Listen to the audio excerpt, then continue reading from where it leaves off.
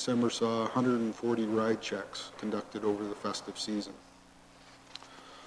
Criminal code and provincial statute charges laid for 2016 year to date as of November are up 1.1% despite a challenging year with numerous personnel and investigative pressures. Focus Patrol report. Currently, we still have running our cottage break and enter focus patrol. We have a theft of motor vehicle focus patrol running, concentrating on Port Dover, Simcoe, and Delhi. And a recovered stolen property focus patrol, as mentioned, running within the county. Closed. Focus patrol is closed. Closed is our Simcoe Panorama focus patrol.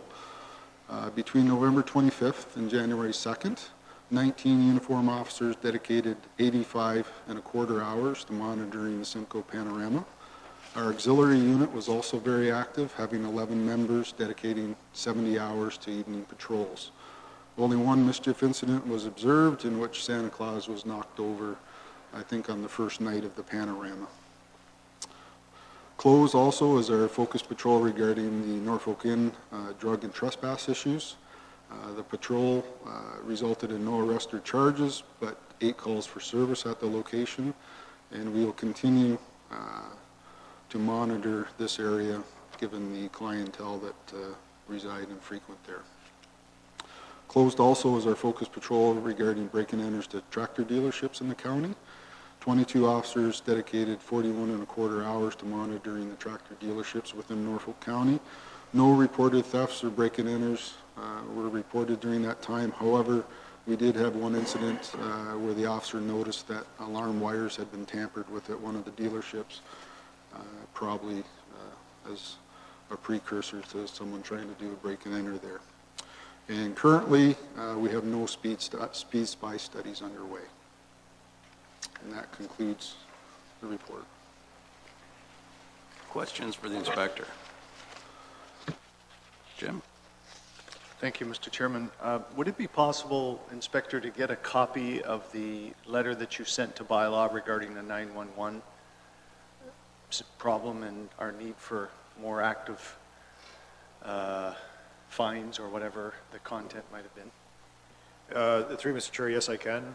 It was basically an email to Anslin Fritz indicating that the Bylaw department or his department should take a look at some proactive measures with respect to potential fines, see what other municipalities are doing to identify and correct the problem. So it was just basically an email stating that I would like to have him do a follow-up on it to see if other municipalities have something that's similar in place, and stated a case to him specific down in the United States related to 911 problems. Sure. That they've implemented a bylaw. And Mr. Chair, I totally agree with all of that. It's just that it would maybe give me an opportunity to do some follow-up myself. So thanks. Thank you very much. Other questions for the inspector?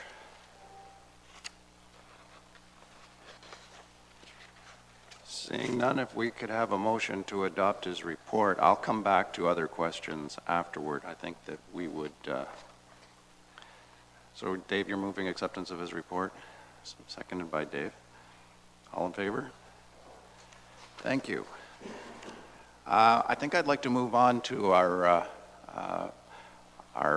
honoring ceremony. Ed, if you would take the speaker up here.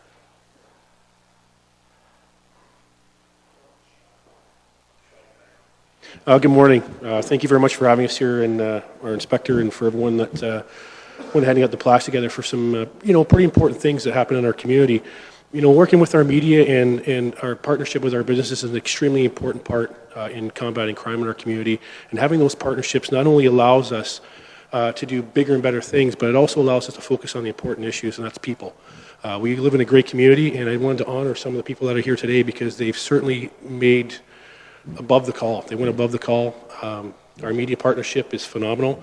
We're solving a lot of crimes in Norfolk County with regards to media, and having that good partnership, we'll continue to do that, move forward with that. As for our businesses in town, I can't say enough about them. Dwayne Flood sends his regrets from this Real Canadian Superstore in Simcoe here. He's unavailable, and Furrow Canada and Brantford said they're tied up in a meeting, so I'll present that to him at a later date. But first and foremost, we have George from Domino's Pizza here. A little bit about George. We had the Push for Change come through Norfolk County, and I don't know if anyone remembers the Push for Change, but Joe Roberts came through. We had a pretty big function down in Port Dover. George actually donated enough pizza for 450 people that was in attendance there. And that was just as a gesture for him calling me up saying, I want to get involved in the community, I want to do this. With the Christmas bags as well, this year I neglected to get over to see George, but also giving out free pizza coupons for the families that we handed out gift bags to this year as well. So he went above and beyond, and I'd just like to call you up, George, and I'd just like to present you with a plaque from the Ontario Provincial Police on behalf of my inspector and my staff sergeant, Joe Varga, to Domino's Pizza in Simcoe. Thank you for making a difference in our community and for your continued support. I appreciate it. Well, thank you very much. We'll continue doing what you're doing. Thank you.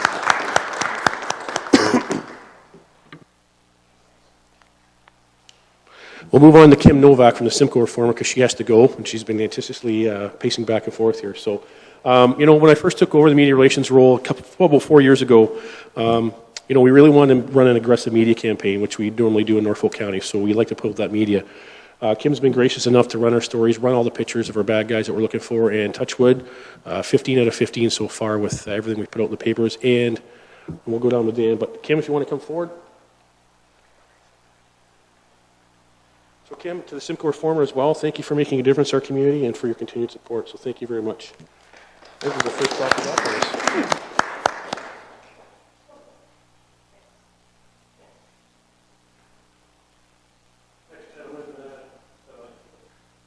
Next gentleman that I'd like to call up would be Aaron Gautreau.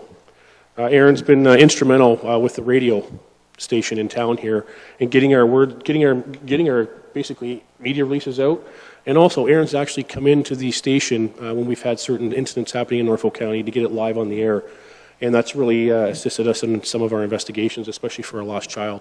And Aaron, on behalf of the Norfolk County OPP, I'd just like to present you with a plaque to My FM 98.9. Thank you for making a difference in our community and for your continued support. Thank you, my friend.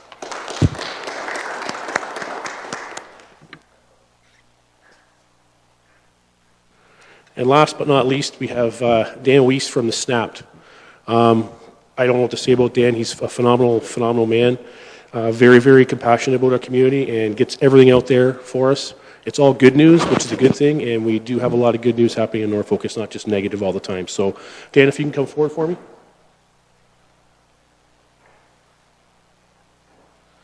So, Dan, just presented to the Snapped Hall in Norfolk. Thanks for making a difference in our community and for your continued support, my friend. Thank you. I will make sure that I get those plaques to the other two businesses in town, and I just wanted to say, take this opportunity to thank everyone at the table for allowing this to happen today. Thank you very much. And I would like to say on behalf of a grateful community that we are extremely gratified by the partnerships that we have in Norfolk and how you people have stepped up to the plate to assist. And it is something that we are very grateful for, and thank you for your attendance here today. And they are all well-deserved tokens of our appreciation.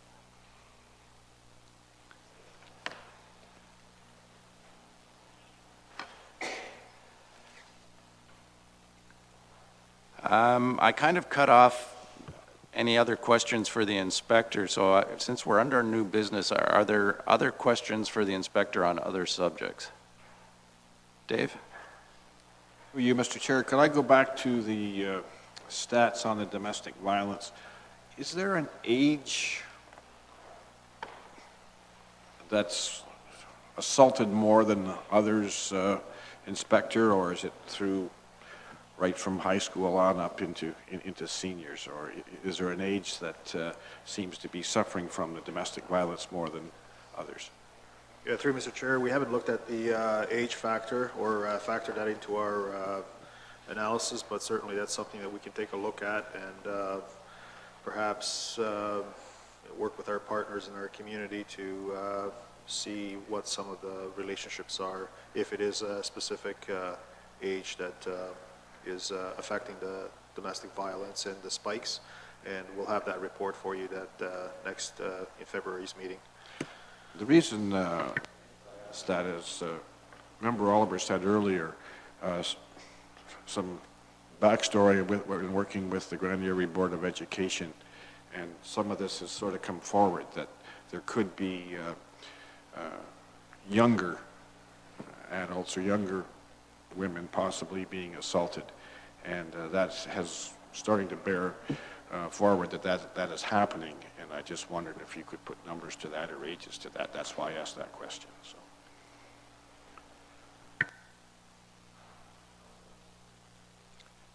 Jim, you have a question? Mr. Chairman, on the same subject, and I realize this may be sensitive information and staff won't answer it if it's not appropriate, but do we know the frequency with which, I mean, we see our monthly statistics on domestic disturbance calls, how many of those would be repeat offenders? In other words, individuals who chronically are involved in that kind of crime or that kind of problem, and so that's my question. And then if it is something we know or we track, then I have another comment after that.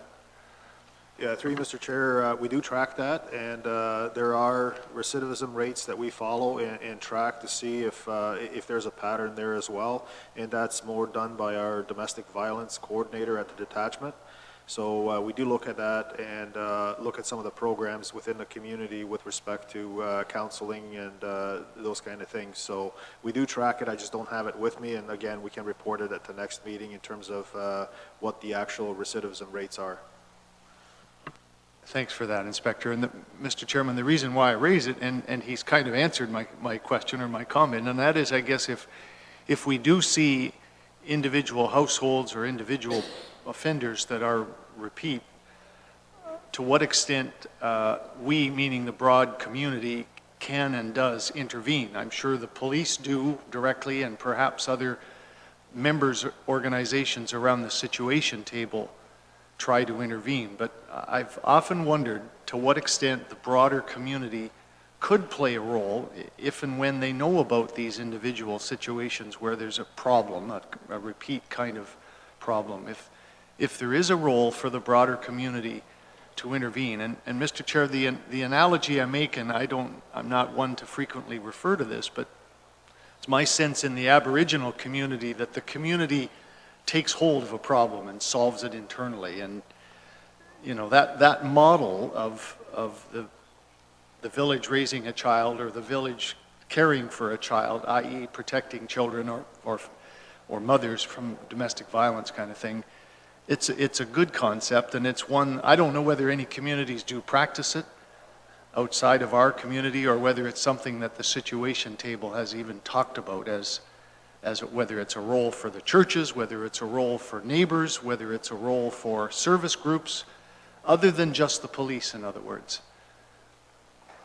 Mr. Chair, I can tell you, having looked at the stats before, that the recidivism rates are not very high.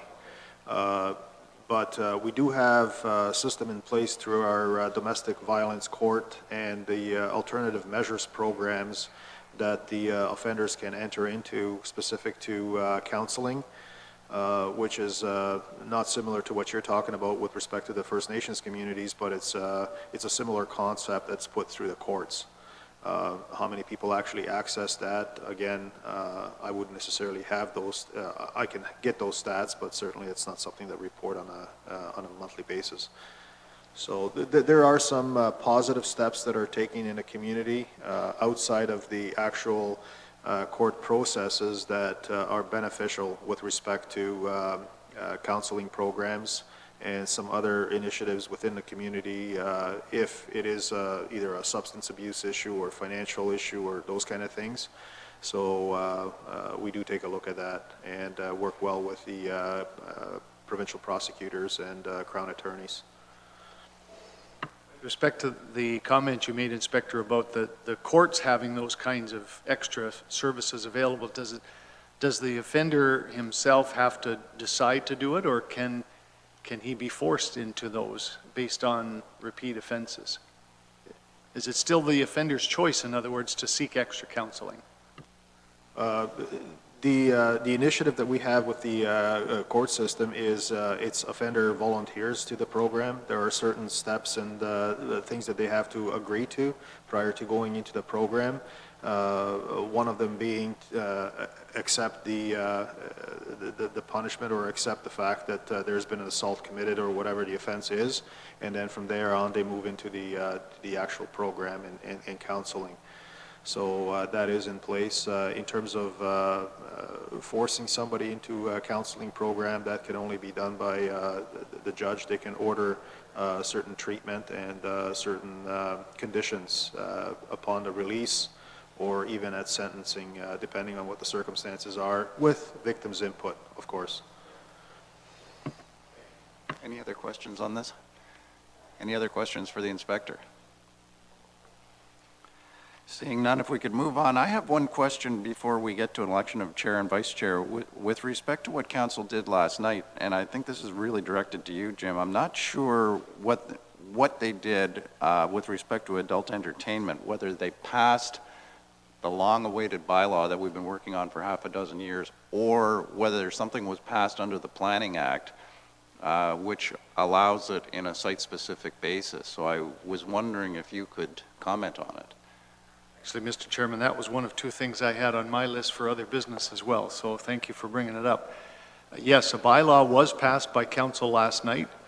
The staff report presented two different options to us, one of which was, and I preface it by saying, under the Planning Act, that particular use of land, i.e. for adult entertainment facility or for a body rub parlor, is not a prohibited land use in Ontario. In other words, it's a legal land use, so you cannot prohibit it outright. What you can do is regulate it. And so the bylaw option that was chosen by council last night is one that defines very clearly what an adult entertainment facility is, and also defines very clearly what a body rub parlor is, and then says those land uses are not permitted anywhere in the county without a site-specific bylaw amendment. In other words, if a business person wants to come in and set up an adult entertainment facility, whether it be in a residential neighborhood, a commercial downtown core neighborhood, an industrial area, or an agricultural area out in the hinterlands, that developer would have to make an application for a zoning amendment to allow that use on that property, and then it would go through the entire public process as any other bylaw amendment would, i.e. notification of property owners around it. And on that count, we increased the radius around the property in question in which other property owners would have to be notified. So any other property within a half a kilometer, 500 meters now, which may not sound like much, but it's a lot more than what it is under the minimum standard, any other property owner would have to be notified of this application for a change in use, first of all, as well as the other normal notification processes. So it would come as a zoning amendment, there would be a staff report, it would come to the council, and the council of the day would rule on it. And the reason why council chose that option last evening, rather than the option that would have allowed them those uses as of right in industrial areas, is the fact that I think a majority of council, I think it ended up passing almost unanimously, felt that it was probably a land use that we don't really want anywhere in the county, and the good wisdom of the public and of the councilor of the day would probably make the right decision. So it's not a prohibited use in Norfolk County, but it is now one which would require full public and council scrutiny of any application to open such an operation. The other thing that I should say, because the question was asked about the two former businesses in downtown Simcoe, would they be allowed to reopen just by virtue of the fact that they were previously there? And we were told very clearly that no, they would not be allowed to reopen without going through this zoning amendment process. So we think, Mr. Chair, that that's the way to go, and that we have now addressed the problem adequately from a bylaw perspective, from a land use perspective, I hope. Yeah, my follow-up question was going to be whether those were considered legal non-conforming, so I'm glad that you dealt with it. No, they but are not. It sounds airtight to me, so any questions or comments? Seeing none, you had some other business. Well, the only other one I have, Mr. Chair, and I want to start off simply by thanking very much Staff Sergeant Varga for attending a property-specific meeting that I had been asked to set up with a property owner and with Mr. Enslin from Bylaw, and it went quite well, I thought. But what that makes me then think of is perhaps it's not too early to start trying to organize our annual meeting between the Bylaw Department of the county and the OPP. I think we typically have done it in March or April or May or somewhere in there. So I'm asking if possible, perhaps Maureen could reach out to yourself and the inspector and maybe Mr. Enslin as far as suitable dates to have just that annual sit down and review of the previous year and the coming year in terms of bylaw enforcement that the OPP does on behalf of the county.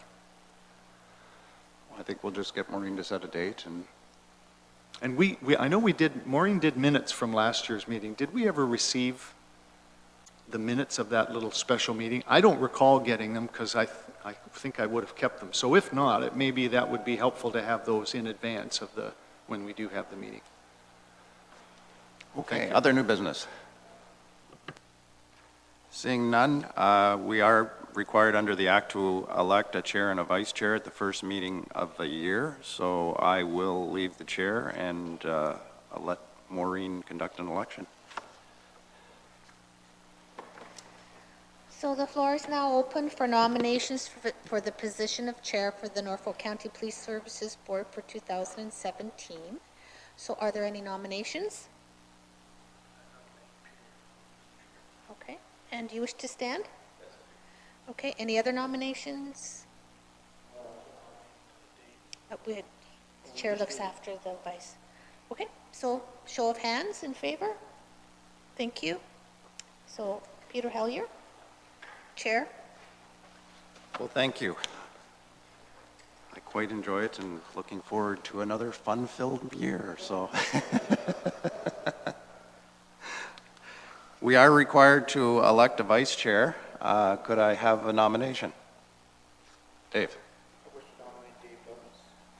And Dave, are you willing to accept? Do we have a seconder? All in favor? Thank you, and thank you for staying, Dave. So thank you, gentlemen, for your confidence in us, and we will do our best. So, questions? Audie.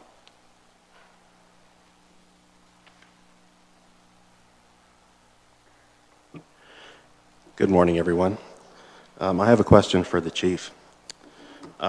Chief Horvat, I was wondering if you could provide us with an update, please, about where we stand with regard to the environmental cleanup at the former OPP shooting range on Townsend Concession 12.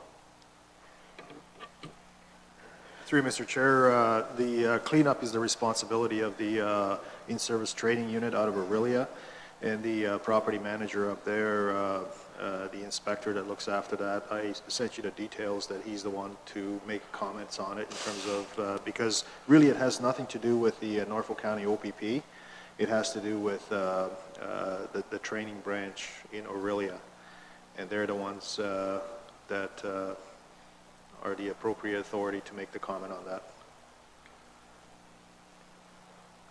Duncan McClellan, I believe, is the contact. Okay.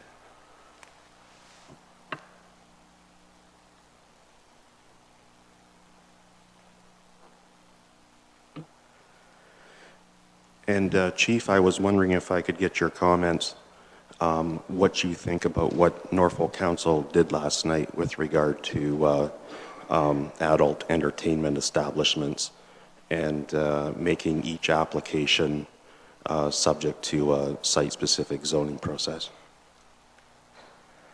In my view, it's a positive step forward in terms of regulating that type of a business in our community, and the bylaw itself will allow the council and the proper authorities to make the right decisions with respect to those that type of industry in our community. With regard to the circulation of such applications for adult entertainment establishments, do you see the Norfolk OPP weighing in if these applications ever come forward? Do you ever see the Norfolk OPP weighing in with comments about what it thinks of the specific application? Do you see yourself being a party to these applications? We are with respect to other businesses that come into our community, and that generally has to do more so with traffic flows than anything else, not specific to the actual business itself, but any issues that we would identify specific to traffic congestions or issues, then we would certainly weigh in on that portion of it. Thank you very much, everybody. Aaron, do you have any questions?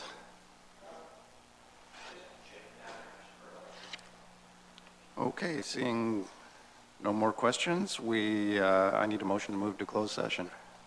Moved by Jim and seconded by Dave Douglas. All in favor?